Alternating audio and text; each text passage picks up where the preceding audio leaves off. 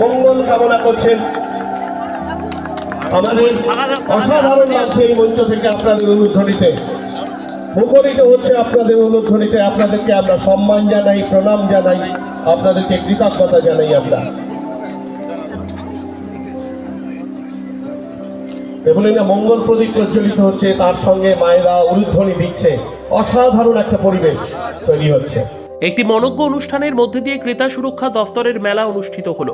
শুক্রবার বেলা 3টায় দক্ষিণ দিনাজপুর জেলার হরিরামপুর এএসডিএম উচ্চ বিদ্যালয় মাঠে প্রদীপ প্রজ্বলন ও বৃক্ষরোপণের মধ্যে দিয়ে ক্রেতা সুরক্ষা মেলার উদ্বোধন করেন রাজ্যের ক্রেতা সুরক্ষা দফতরের মন্ত্রী বিপ্লব মিত্র, মন্ত্রী গোলাম রব্বানী ও এছাড়া উপস্থিত ছিলেন জেলা পরিষদের সভাধিপতি চিন্তামণি বিহা, গঙ্গারামপুর পুরসভার চেয়ারম্যান প্রশান্ত মিত্র, জেলা পরিষদের সহকারী সভাধিপতি অম্বরীশ সরকার সহ অন্যান্য আধিকারিকরা। সাধারণ মানুষকে ক্রেতা সম্পর্কিত সচেতনতা সুরক্ষা দেওয়ার জন্যই এমন মেলার আয়োজন। 29শে নভেম্বর থেকে 1 ডিসেম্বর তারিখ পর্যন্ত চলবে এই মেলা। এদিনের ক্রেতা সুরক্ষা দফতরের আয়োজিত মেলায় প্রায় 70টি স্টল বসানো হয়েছে।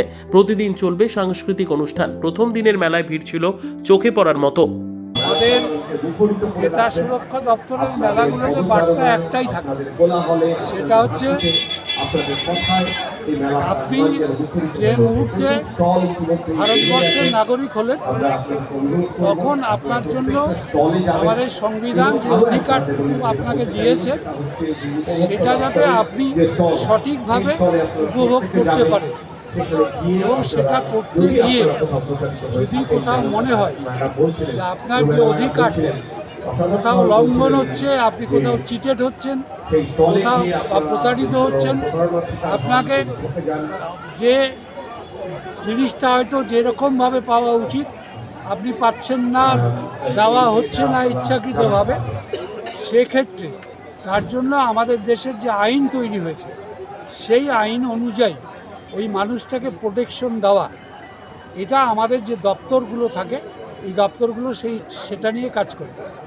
আমাদের এই ক্রেতা সুরক্ষা দপ্তরটা মূলত নামটাই যখন ক্রেতা, তখন হচ্ছে যারা কেনা বেচার সঙ্গে যুক্ত থাকে, সেই মানুষগুলো যাতে কোথাও কোনোভাবে প্রতারিত না হয়, ঠকে না যায়, তার জন্য এই দপ্তর কাজ করে থাকে। এবং যেহেতু আমরা প্রত্যেকেই কম বেশি কিন্তু নিজেরা কখনো না কখনো আমরা ক্রেতা হিসাবে ভূমিকা নিই।